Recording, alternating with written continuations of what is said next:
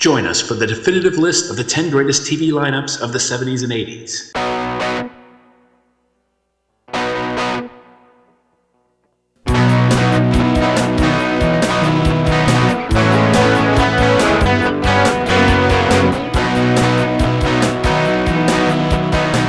Battle of the Network shows.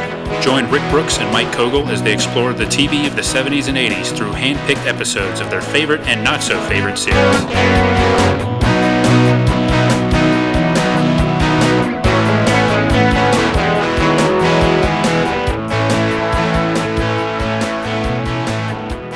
Welcome to the Battle of the Network shows. I'm Mike. And I'm Rick. Hello, everyone.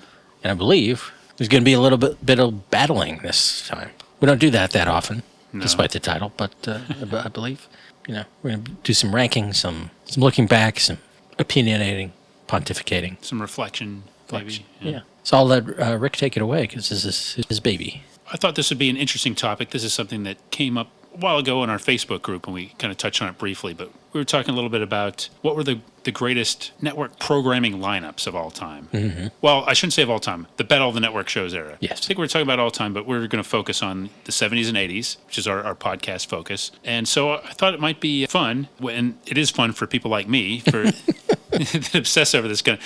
But I did have fun, actually, going in. So I went through and just kind of looked at the various programming schedules, focusing on, fall lineups, and made a list of what I feel are the top 10 best. Now, you can define best any way you want. Yes. Let me tell you some of the criteria I use, Mike. Mm-hmm. And this is going to be useful to those of you listening. You might think some of these selections are controversial, but let me just assure you that there were some rationale here. So I used pop culture relevance, critical appeal, collective memory. What do we, all of us think? Does that lineup stand out like that, like Tuesday night on a particular network? Do you think about that? Ratings and commercial success, that's a factor, of course. Flow, like whether Polly Holiday was involved, yes. No, flow from one show to another, does it mesh? Right. My own personal experience, of course. Yeah. Longevity, and ultimately, though, it's just kind of like what I felt like. Okay. And did each of these rationale, did you apply like a point value to them and add it all up to determine your rankings? I did not, no. Okay. There's really no scientific basis for this. All right. I didn't use any metrics, but I sort of loosely evaluated all these and combined them into a big old gumbo. Or a big old Mel's chili, you might say. And one caveat I will mention is that for the purpose of this, I sort of disqualified lineups that included movies and sports. But I did kind of mention a few notable ones in the honorable mentions. Okay. I do have honorable mentions. And also, there's post-list honorable mentions, but along the way, there's a few cases where lineups are similar enough that I thought I'd mention them as well. And, so we'll kind of see once we go through. So, So we're talking about like NBC Tuesday night, like 1982 or something. That would be an entry on this list. Yeah. Okay. Or so kind of year by year, just to kind of like narrow it down and give a little focus. So I thought maybe I could go through the list and maybe you could react to it. We could talk about it. Does that sound good to you? Sure. Would you like to go 1 to 10 or 10 to 1? I think 10 to 1. Okay, we'll do 10 to 1. Yeah. Okay. All right. So, okay, that's interesting. 10 being the stinker, right? Yeah. Well, these are the 10 greatest lineups of the Battle of the Network shows. That's right. Just one. If they're 10 greatest, one has to be at the bottom. Yeah. All right. So number 10 I have, and this one might kind of surprise some people off the bat, but this one just felt right to me to put it here. And a lot of it is kind of like what looks good to me from now. Not a huge rating success, but something that just feels right of its time in a good way. 1979 CBS Monday Night. So this had White Shadow at 8, MASH at 9, WKRP in Cincinnati at 9:30, and Lou Grant at 10 o'clock. To me, that's a solid lineup. That is. I mean, it only lasted the one season. Many of these are. Yeah. You might be surprised, like a lot of these, didn't. But to me, that's 4 solid shows. That's right. 3 hard-hitting dramas and a sitcom. Yeah. Exactly right. Yeah. I'm kidding. WKRP was also a sitcom.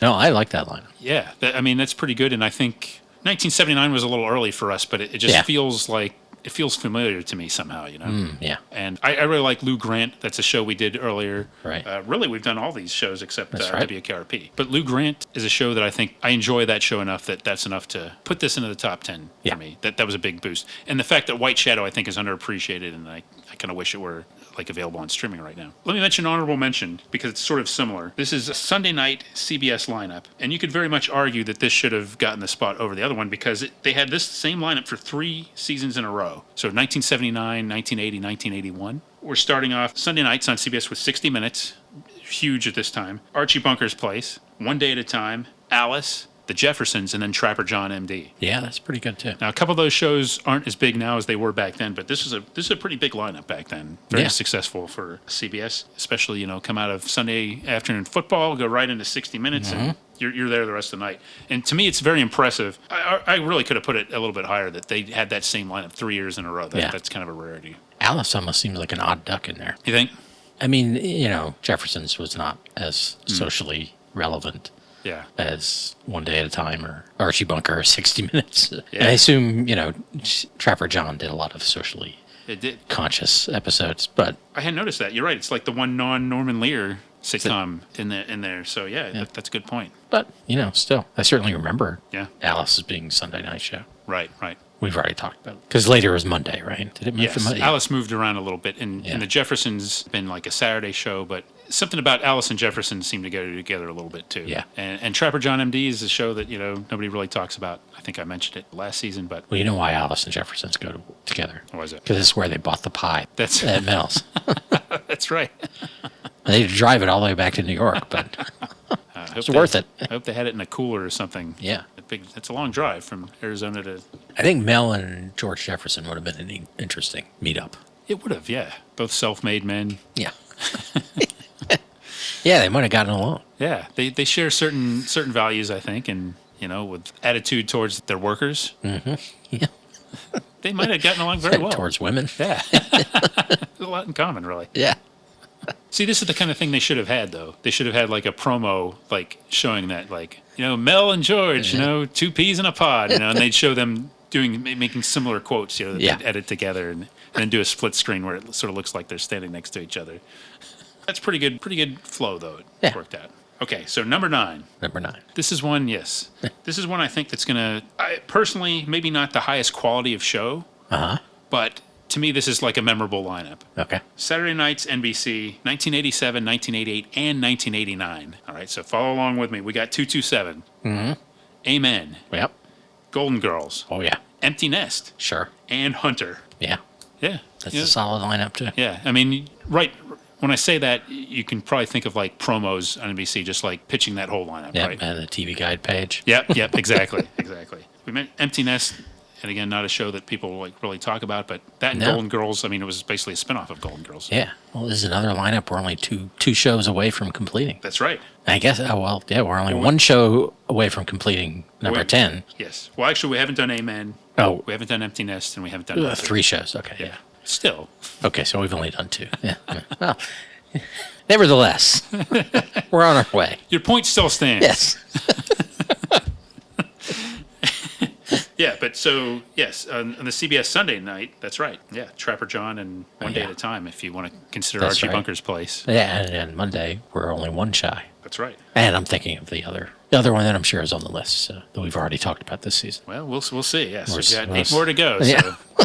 if you're playing at home, keep that in the back of your mind. It might be Right. coming later. All right, so ready for number 8? Okay, this one's a little tricky because they move things around a lot. And what I'm talking about ABC Tuesday nights, late 70s ish. Oh, okay. Right, so they had Happy Days and Laverne and Shirley. You always think of them going together, but they did a lot of manipulating. Fred Silverman was never content. Yeah, of course. Always improving. Okay, so the one I picked was 1978, all right? And that was Happy Days, Laverne and Shirley, Three's Company, Taxi, Starsky and Hutch. Now, not necessarily the same type of show. Taxi kind of is a little bit different kind of comedy. Right. But It's a good bridge between. yeah, it feels right. And I think it's still weird for me to think of Taxi like moving to NBC that way. I think it is an ABC show. And somehow Starsky and Hutch just pairs well with all this. Right. Yeah, I don't know how, but it does. Yeah, somehow it does. If you're going to have a 10 o'clock show, Starsky and Hutch like fits right in for me. Three's Company seems weird to me, too. Yeah. I mean, I guess not. I don't know. It just seems a little different than Happy Days and Laverne and Shirley. Well, it's like you think those are such quintessential like Gary Marshall sitcoms. Yeah. That anything paired with that is going to seem like a little bit of a contrast, I guess. But Right. they were Taxi, not so much. But there were 3 huge hits at this time. This was when Yeah. ABC was like on top of the world. Yeah. Now the year before that. And wait, we're only 1 shy of that one, right? That's right. Laverne and Shirley's the only one we haven't done on that. Okay. Yet. And that was a big show. Yeah. Really big shoe. All right, so the year before that, I believe, 1977, they had Happy Days, again, Tuesday nights. Happy Days, Laverne and Shirley, Three's Company, Soap, which we have talked about, and Family. at 10 o'clock. Family, 5-season show, fairly successful. Aaron Spelling, comedy drama. But I don't know. To me, the Starsky and Hutch fits a little bit more. Yeah. So, and it was a bigger hit, I think, Right. in its prime. So that's why I went with that one. Okay. And then, like you said, they shuffled things around. Like Mork and Mindy at some point was on. Yeah, Mork there. and Mindy, and I think Mork and Mindy was one. Yeah, that they once they tried to use that as an anchor to start another night, and it did. But at least they pretty much kept Happy Days and Laverne and Shirley together for a while, and it was big. All right, number 7. All right, number 7. This is where the longevity comes in, but these were all 3 very successful shows at various stages or whatever. This is one that might be a surprise to some people that haven't thought about this, and we actually talked about this lineup on last week's podcast episode, Mike. Ooh. CBS Thursday night, Waltons, Yeah. Hawaii Five-0, and Barnaby Jones. Oh, yeah. 3 solid shows. Each of those shows was on the Hawaii Five-0 was on the air for 12 years. Yeah. Walton's multiple seasons, Barnaby Jones. That lineup lasted 4 straight years, 1976, 77, 78, and 79. Each one of those seasons, that was your CBS Thursday night. So I got to give it big credit there for longevity. I mean, that's incredible. That is. Well, That's Incredible was on ABC later. In the number 1 slot. That's Yes. incredible. Wait.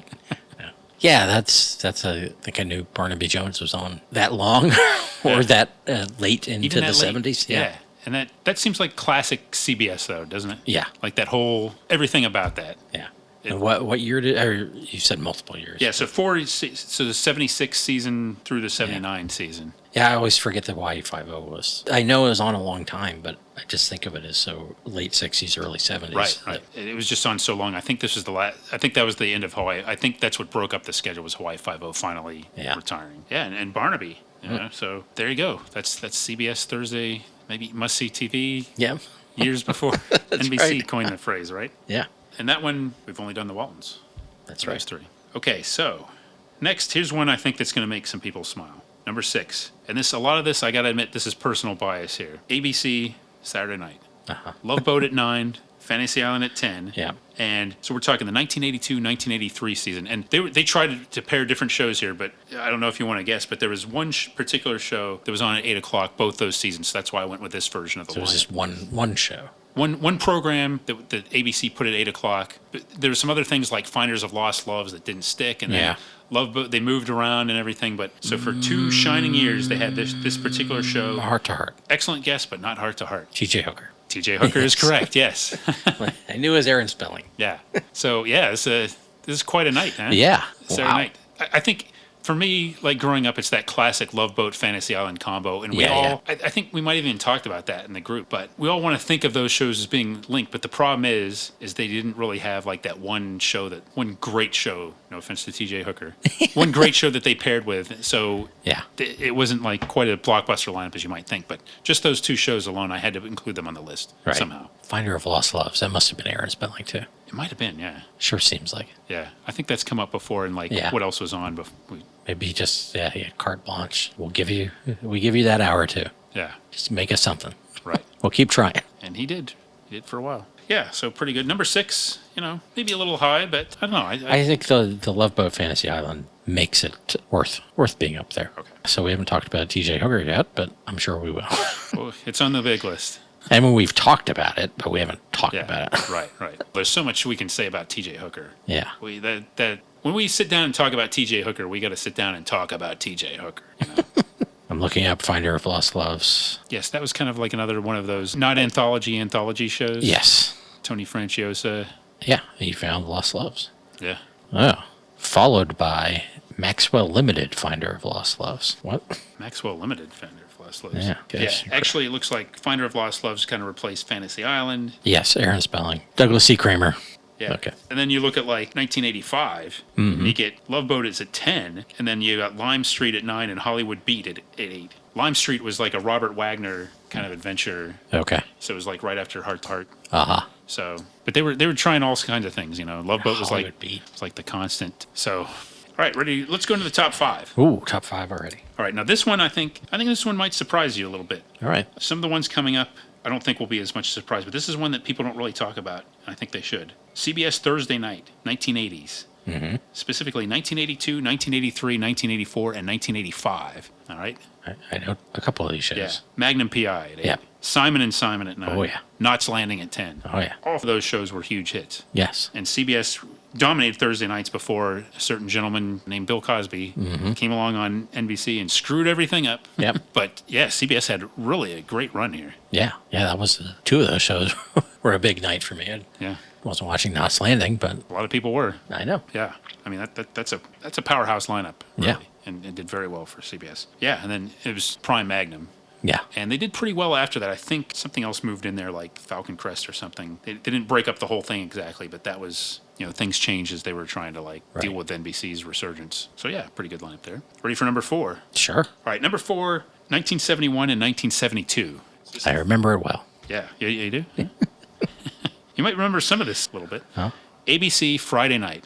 And I think this is one specifically Dan brought up in our Facebook group. Okay. Brady Bunch. Aha. Partridge Family. Yeah. Room 222. Whoa. Odd Couple. Okay. Love American Style. Now, Oh, right. Odd Couple is obviously not nearly the same show as the Brady's and the Partridge Family. Yeah. But I love the Odd Couple. Right. I love Room 222.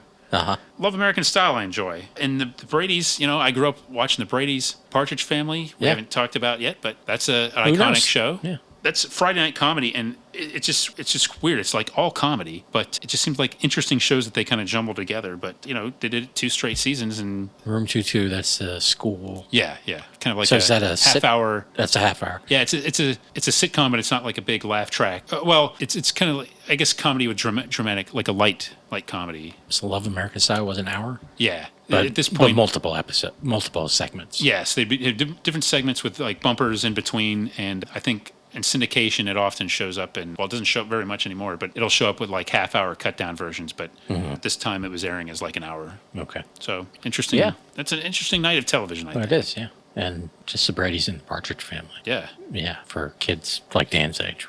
yeah. And plopped down right there for that. I mean, that's pretty cool, yeah. Yeah. I mean, it does seem like, I still find it funny that, and then you got like a show about like high schoolers, then you get the Odd Couple. Yeah. About 2, middle-aged New Yorkers Right. trying to not drive each other crazy.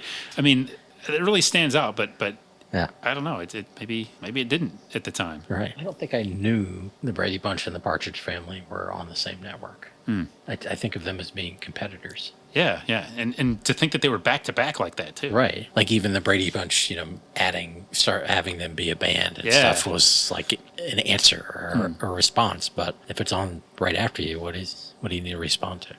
Yeah. That is interesting. Yeah, it seems like both of them did have like comic books and like, yeah, appealing to the same audience. Yeah. Especially when they were doing that musical stuff. But yeah, I mean that's just a And lineup then the that very much Partridge Family did that episode where Danny Bonaducci got his nose broken by a football. Like Brady Bunch already did that. Yeah, really. Right. Yeah, come on. But they put their own spin on it. Yeah. And they both went to they both went to King's Oh, did they? King's Island. Partridge Right? Family went to King's Island? Yeah. And space. Well, yes, that was that was an animated form. Yeah. Well, there you have it. Friday night, ABC.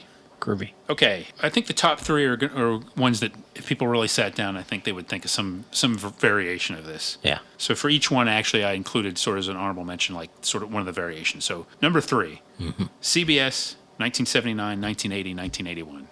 Friday night, you got it, man. Incredible Hulk. Yeah. Dukes of Hazzard and Dallas. Yeah. Even if you weren't watching Dallas, which I really wasn't, Nope. but my mom was. Yeah. Hulk and Dukes of Hazzard is enough right there, man. Yeah. And we were old enough to be watching these at that time, so That's right. That's big. It's almost kind of a shame, isn't it, that Hulk, which I have a big fondness for because we did our very first episode, Yeah. Incredible Hulk. But it's kind of a shame that the Incredible Hulk wasn't like a big powerhouse, ratings blockbuster like the other 2 shows, isn't it? Yeah. I kind of see this lineup and I think, man, more people should have been watching the Hulk. Yes. Now, and there was a time where it was Hulk and Wonder Woman. Yes, I think before Dukes, maybe Wonder Woman was in there. Again, Wonder Woman wasn't as big a success as I wish it was. Right. But to me, the real prime here is Hulk. Yeah, and Yeah. and just the fact they stayed together 3 years doing that's pretty good. And again, Friday night, they're not giving up. And Hulk was not a bomb or anything, but it's safe to say you had 3 of the most popular shows on TV Friday night. That's another one would have been a good crossover. The Incredible Hulk meets the Dukes of Hazzard. Yeah. Or maybe the Dukes of Hazzard meets the Incredible Hulk. Yeah. Oh, I would have loved that as a kid. Yeah. You kidding me? That would have been tremendous. Okay, so actually, the You had honorable. Oh, good. I was going to say you have an honorable mention. Yes, and actually it's not 101, but 1982. So after that, they had that run for 3 years, and then the next 3 years, they moved the Dukes of Hazzard to 8 o'clock, put Dallas at 9 o'clock, and then put Falcon Crest at 10 o'clock. So, I mean, not as personally meaningful to me, No. but a huge success for CBS and made them a ton of money. Yeah. So I felt a variation worth mentioning. Well, that's interesting because I assume when it was Hulk, Dukes, Dallas, the ratings it was like going up the whole night. Yeah. Whereas that I would see as more as I think- a bell curve. Well, Dukes, Dallas, and then down a little bit. I think you're right, because Dallas had peaked already. Yeah. Falcon. I think there was 1 year where Falcon Crest was actually like more popular than Dallas, maybe. Really? But yeah, Dukes. Yeah, the prime was a little bit before that. Dukes is an appropriate 8 o'clock show, and maybe it should have been an 8 o'clock show all the time. You could say, if it went for the Hulk. I mean, that was kids like us were watching it. Right. Okay, so you ready for? Honestly, Hulk probably was a better 9 o'clock. You think? In terms of content? Yeah, actually, you're right. It was really kind of a grown up show, except for 10 minutes of the episode where he had Hulk run around throwing bears into the sky. You're right. Yeah. Right. Yeah. Yeah. It's funny, too, because you would assume, that they were hoping to get kids and everything, but they really delivered something kind of differently, trying to meld. Well, we already talked about The Incredible Hulk. Yeah. I kind of feel like I want to talk about it again now. That's a long time ago. Yeah, it was. All right. Should we go on to number 2? Uh-huh. Number 2 and number 1. Okay, number 2. Here we're going Thursday night NBC. Yeah. Now, I selected for this number 2 spot 1984, 1985, and 1986. Uh-huh. So this time it was Cosby Show at 8. Yeah. Family Ties at 8:30. Yeah. Cheers at 9. Yep. Night Court at 9:30. Hill Street Blues at 10. Yeah. There you go. That's classic NBC. Yeah. Were they calling it must see TV back then? I don't that think was a '90s thing, right? Quite yet. Yeah. It took a little bit. Yeah. Yeah, but I mean, how can you argue with any of it? I mean, now you can argue with the Cosby Show, but as a Yeah, but it was as a TV show at the time, it was a game changer. yeah, And then Cheers, this is kind of, Cheers became like a ratings juggernaut, right, but it was already like a huge critical hit. We've talked about Family Ties and Night Court. yeah, and They- Hill Street, yeah, Yeah, Hill Street. Oh man, I mean, awards, game-changing night of television here. I mean, NBC must have been raking it in, those Thursday night movie ads for what's coming out that weekend. Cosby turned the network around, and you got these other shows, and clearly all these other shows benefited from kind of drafting behind that 8 o'clock success. But yeah. what a lineup! Maybe your honorable mention will be going later in the. Exactly. So I'm thinking, 1988 and 1989 had Cosby, Different World, hugely successful spinoff. Cheers at 9 again. Yeah. 10 o'clock, LA Law. Mm-hmm. I skipped over 9:30. You want to guess what 9:30 was at this point? It was not Night Court. Dear John. Dear John. Yeah, Yes, yeah. very good. No, that's still a good night. Yeah. I mean, Cosby Show was getting long in the tooth by then, I think. But, Yes. Cheers was in the Rebecca years there. And, Yeah. I think Cheers was kind of like almost maybe ascending as far as ratings wise, and arguably, Different World was it's never had the same cachet as some of these other ones, but I think it was a very now it has a lot more cultural cachet than. Yeah. I mean, maybe not for white guys, but I think it does have a big place in a lot of people's heart. Yeah, and Cree Summer is acting again, and people get excited seeing her. Yeah. It does seem to have like a certain nostalgia, and it did something that was sort of unique in that just the setting at like a historically black university. Right. That was kind of cool. I think one thing, and two, the show changed its focus, going from like Lisa Bonet and then becoming more of an ensemble and kind of like going in different directions. Yes, and arguably getting better when it did that. That'd be a very interesting show to talk about someday. Yeah, I think so. And it was certainly one of the biggest hits of the 80s. Yeah. Yeah. But I went with the other one, just kind of, to me, that's the more classic one. And no, LA I agree. Law, another one we haven't talked about yet, but that was a real big hit at the time, and right. Something that's kind of gone in and out of the consciousness a little bit. It was definitely, for a while, they're big in the pop culture. Yeah, that's right. And Dear John is one, that's kind of like one, if we ever talk about that, that'll be the one for us kind of thing, right? You know what I mean? Wow, but, no, I was going to say Susan Day making the list twice, but kind of making the list twice. Yeah. And Judd Hirsch making the list, kind of making the list twice. That's right. Actually, Judd Hirsch kind of being an also ran twice, now that I look at it. Yeah. Much to his chagrin, I'm sure. He doesn't care about awards. Nah. Well, we're already at number 1? So we're at number 1, yes. Wow. We're at number 1, and you could probably take a broad guess at what's coming up. Would you care to? Now, bear in mind that I'm being hyper-specific here, so. On PBS, whatever your Over Easy ran. Was that on PBS? Yes, Over Easy, Yeah. Nova, Cosmos. And Wall Street Week. Nailed it. Yep. Actually, that would have been good, but I did not consider No. that. There's so much variability with PBS schedules. That, Yeah. Otherwise, yeah. Okay, I went with actually CBS Saturday Night, 1973. We got All in the Family. Yep. We got MASH. Yep. We got Mary Tyler Moore. Yep. We got Bob Newhart. Yeah. We got Carol Burnett. Yeah. Carol Burnett show at 10 o'clock. Unfortunately, I think this is the one that everybody thinks is like, said that's the best lineup of all Right. time. And how can you argue about that? It was only one season, though, that it was like that. Right. They had a few other things mixed up. MASH didn't stay there. And then there was another variation of it that I'll talk about in a minute. Okay. The year before that. But And just 1973, in- this is all 5 of those Yes, shows. in terms of quality of show, it's really hard to beat that. I mean, those are 5 Hall of Famers. That, Yeah. 5 shows that are still talked about today. Yeah. Still enjoyed, widely seen, you could say, even as much as shows from the 70s are, and 50 years later. But man, Right. that is something. Influential. Yeah, popular. Yeah, that's amazing. It kind of makes you wonder. I'd have to go into the details on this, but it kind of makes you wonder why they broke that up. I mean, Right. obviously there's the temptation to build other nights, but man, it just Yeah. seems a shame that that only lasted 1 year, doesn't it? Very much. Yeah. So the variation I mentioned is the year before that, 1972. You had All in the Family still. Bridget Loves Bernie, which was controversial and didn't really get much of a chance. That could have grown into something more. Yeah. Mary Tyler Moore, Bob Newhart, and then at 10 o'clock. This is kind of interesting. This was a couple seasons. This was on Saturday nights at 10 o'clock. Mission Impossible, another Hall of Fame show. Yeah. But kind of one that straddled the 60s and 70s, but kind of towards the end of its run. Yeah, it was on this Saturday night lineup at the back end of it. This is like the Martin Landau years. Or was he in the early? Or was he not on that show?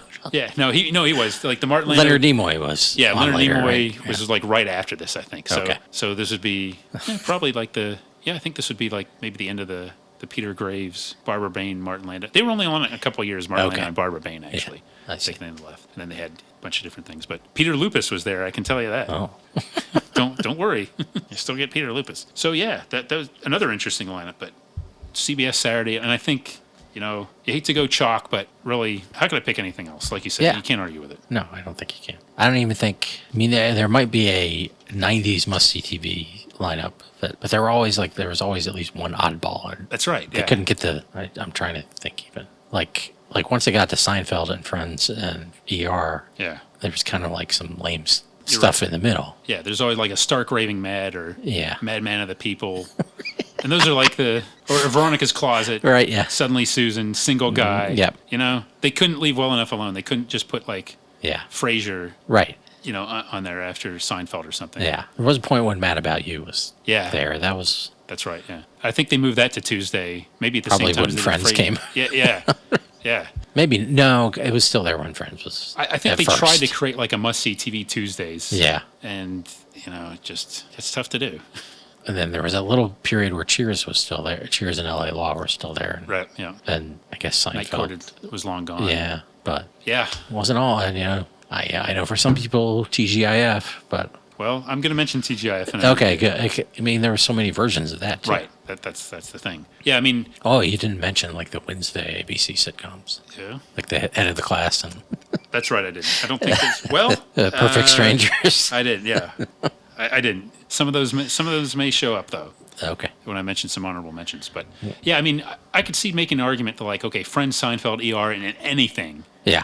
is as good as anything, and I understand that argument. But Right. for the purposes of this ranking, I was looking more for consistency. Yes. And of course, looking more like 10, 20 years earlier. Right. But I'm just saying, if you expand it out, or maybe you could go if you got off the networks, HBO, right. when it's The Sopranos and The Wire. Yeah. Yeah.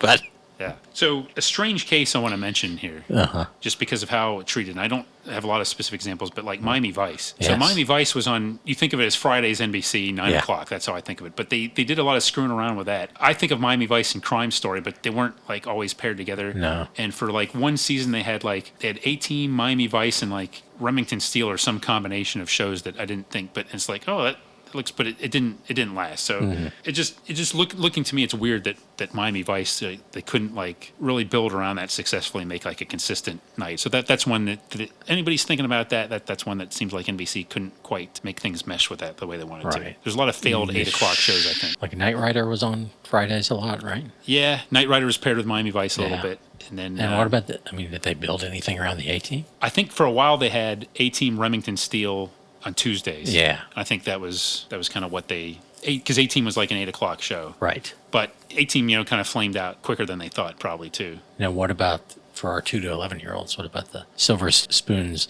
Punky Brewster Power Hour? Yeah. I don't know what was on the rest of that that's night legit. either. That's legit. I didn't include that, but you could have like Voyagers maybe one year, maybe. Or Voyagers. Well, I don't want to, if you have more, I don't want to step on your toes, but, there's more CBS Sunday options too. Well, first, actually, before we get to the honorable mentions, because people might be curious about this, I singled out what may very well be the worst lineup. Yeah. Just one choice here. And we've talked about it already. Okay. NBC Friday Night 1983.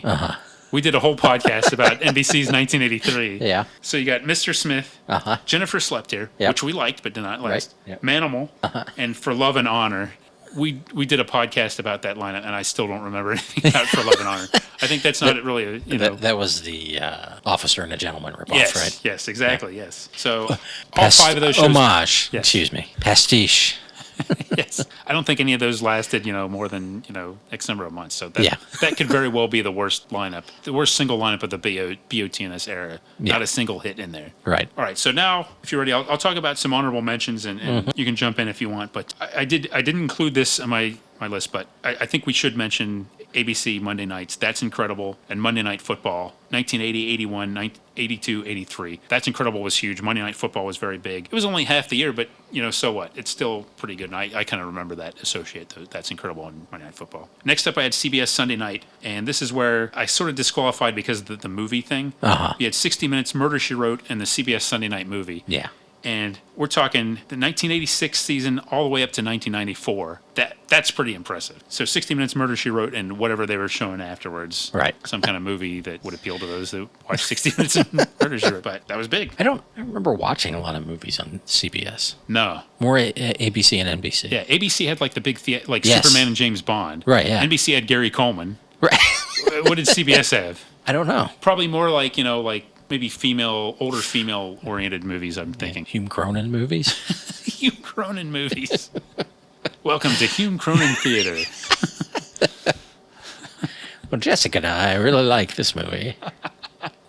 Oh, hello. It would start off with him in front of his fireplace, He'd close a book, and... Tonight's movie is based on a novel by the author Jane Austen. Very well. Well, you know what? They might have actually had. We're joking, but they probably were running like CBS Hallmark. Yeah. Like those Hallmark theater ones. Yeah. Hallmark Presents or whatever. Right, yeah. With, things or with Katharine Hepburn or other stars or like Hume Cronin, yeah. Right, yeah. Okay, let's mention the TGI Friday thing. Yeah.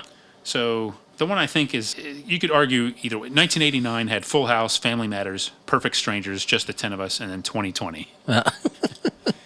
Hugh Downs, hot off over easy. Yes. Decided to go for a younger demographic. And join the TGI Friday lineup. They didn't really integrate him with the TGI Friday promos, though, did they? No. Was that like early Family Matters? Yes. The very pre-Urkel. Yeah. Yeah. Otherwise, Otherwise known as just another sitcom. Yeah. And Just the 10 of Us is the Growing Pains spinoff. Right. With Bill Kirkenbauer. Yeah. Okay, so the year before that is when they had Perfect Strangers, then Full House, Mr. Belvedere, Yeah. Just the 10 of Us in 2020. So, different variations, and then it went on and on into the 1990s and bringing in other shows. But those are a couple of the classic lineups that people might remember. Right. Yeah, we haven't touched any of those shows, those TGI Friday shows. Like, Family Matters, I don't see the point. Not really an 80s show. No. And I if we can't really talk about Urkel, then yeah, I'm sorry to all the other fine actors on there, but it's just not Full House. I really don't want to talk about. Not saying I never watched it, but I just saying, the other ones, maybe. I mean, even 2020, yeah. We're doing over easy before That's we do right, yeah. 2020 if we're doing Hugh Downs. Yeah. And a Barbara Walters special Yes, for 2020. Yeah. Okay, I got another one for you. Something interesting to think about. This is kind of, I think, very representative. CBS Monday Night, 1987, Frank's Place. Yep. Kate and Allie, Newhart, Yep. Designing Women, and Cagney and Lacey. I love that lineup. Yeah, there you go. I mean, I didn't watch Cagney and Lacey, but the rest of those I watched. Right. And Frank's Place, of course, didn't last very long, but it fit in pretty, Yep. fit in pretty well. I chose that as kind of like the representative lineup because, everybody loved Frank's Place that watched it. It's on the wish list. Yeah. It's not even, it can't even be on the big board, so Yeah, out of circulation. I think so. But it's easy to think that whole Kate and Allie Newhart Designing Women and Cagney Yeah. Lacey, that was together for a couple of years, I think, on Mondays. Yeah. With other shows mixed in. Okay. Speaking of Frank's Place, I don't remember what night it was, but do you have the ABC dramedy night? I think we're Okay. maybe. All right. I think what you might be getting to. Yeah. Might be getting to that in a minute. Okay.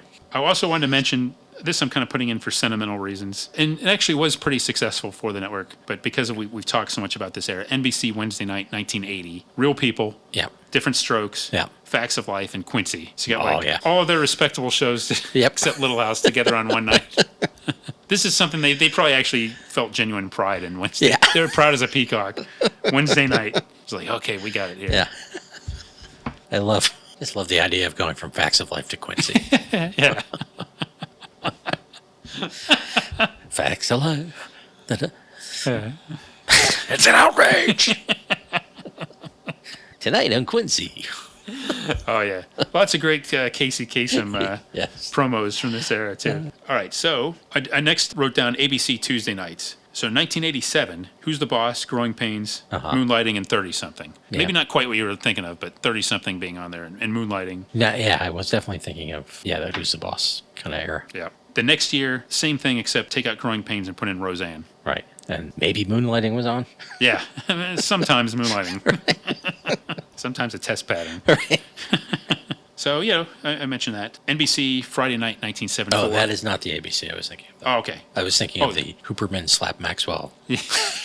Yeah. Well, probably Wonder Years, maybe. Yeah, that might have been on Wonder there. Years was around maybe like on Tuesday or Wednesday. Yeah. Yeah. And China Beach. Yes. Yeah. Yeah, I think that might have been a Wednesday. Okay. But like 88, 89. But there was that period where Frank's Place, Hooperman, and Slap Maxwell, the dramedies. Yeah. Yeah. And Unfortunately, none of them lasted. the canceled dramedies, yes. Yeah. Okay. Just for some shows we talked about, and I thought interesting night, Friday Night, NBC, 1974, Sanford and Son, Chico and the Man, Rockford Files, Policewoman. Pretty good, solid, memorable shows there. ABC was difficult throughout the 70s, but I picked this as an interesting representative night. Wednesday nights, 1976, Bionic Woman, Beretta, and Charlie's Angels. They moved the $6 Million Man around a little bit, Yeah. so they didn't quite make it, but I think that was on Tuesdays for a while, but pretty interesting. Okay, here's one I find interesting. Talk about like different, like some variety here with no variety shows, strangely enough. CBS Monday Night, 1974, Gunsmoke. Like in its 20... Yes, season 20th 74. Yeah. Gunsmoke. At 9 o'clock, Maud. 9:30, Rhoda. And 10 o'clock, a show I think it's kind of amazing that we talked about this medical center. Oh, yeah. That's kind of a weird lineup. Isn't it? Yeah. Yeah. Yeah, not so much flow there, but No. I mean, Maud and Rhoda, yeah. but Gunsmoke.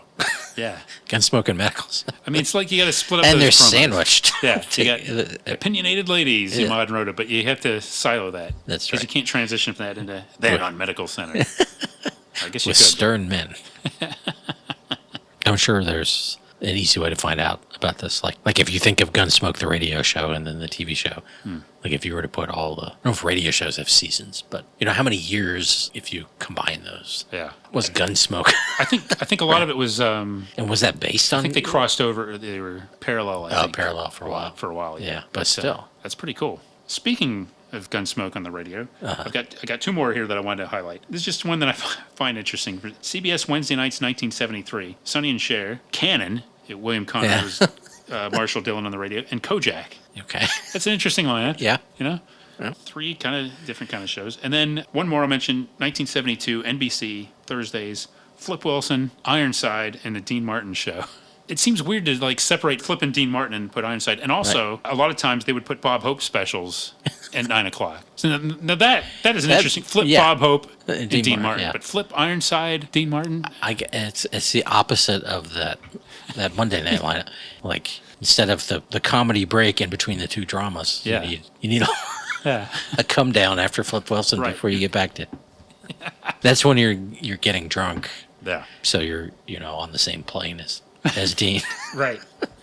You don't want to peak too early. So, Raymond Burr is Ironside. He'll bring you down sufficiently so that you can handle Dean Martin at 10. That's actually brilliant now that we talk it through like that. See, at first that seemed Right. unusual. Yeah. And did Dean ever open that door to Raymond Burr as Ironside? Oh. Yeah. Oh, can you imagine how surprised I bet he would have been very surprised to see him as Ironside in the wheelchair. For sure. I don't know. I haven't seen it if it has happened. Yeah. But so there you have it. Went through about 20 years of TV history, and those are my choices. All right. Love to hear your opinions, but My opinions or Well, their opinions? yours as well, Audience's Mike, opinion. yes, of course. I think I've already offered mine. This is a good list. yeah, thank you. I don't know if I could argue with it, really. It was Maybe, difficult. maybe the order of some of them, but Yeah. I mean, based on your rationale, they certainly all belong, I think. I can say if anybody's thinking of something that we didn't mention, it's quite possibly it might have been like less longevity than you might think. Like a lot of these things, it's kind of surprising. Maybe not though when we talk about some of these program moves that made people trying to build other nights. Maybe it's not so surprising. But many of those classic lineups didn't last very long, as we've kind of talked about. And then there's some sleeper ones like these CBS ones that went 4 or 5 years in a row with Magnum and Simon and Knots Landing. That people don't talk about those today, but it was huge back in its time. Cool. Well, thank you for doing all the work here. No, thank you for indulging me and for reacting and responding and having the conversation. I think we covered some interesting TV history in this episode. Yes, and set some goals for completing some lineups. Yeah. And part of the goal there, when I mentioned our Facebook group, if we ever, once we do Carol Burnett, right, we'll have that night down, is to then edit all the episodes into one giant Ooh, yes. mega episode. Yes, that you can listen to on Saturday night or whenever you That's you right. wish. You can recreate that Saturday night at any point. Yeah. Not yet, but someday. And some of these other lineups, we're pretty close on a lot of these, actually. But Now, our other goal, I don't know if we can get to that, is we've had it with Chico and the Man and Rockford Files, right? Where we talked about episodes that aired on the same night. Oh, yeah, that's right, yeah. To complete a whole night. Yeah. Like that. Right. Yeah. By accident. Yeah. That's the important part. Well, the other two shows that I mentioned there, we have not covered yet on the podcast, Sanford and Son and Policewoman. That's true. So it's theoretically possible. Theoretically possible, yeah. We could pick those episodes solely based on the fact that they aired one night in history. Okay. Thanks, Mike. Yep. Have a good time, and let us know what you think. Mailbag at battleofthenetworkshows.com. If you choose to email us, you can always leave comments on our blog webpage when we post the episodes, of course. But maybe the best way to have lively conversation with us is through our official Facebook group. And just search for Battle of the Network Shows on Facebook. Go there. Easy to join. And then you can join Mike, myself, our friends. Love talking about this kind of stuff there. So we'd love to have you. This episode brought to you by the Rick Brooks Center for Television Research. This episode also brought to you by the Golden Gut Society of America. This episode also brought to you by the Barefoot Executive.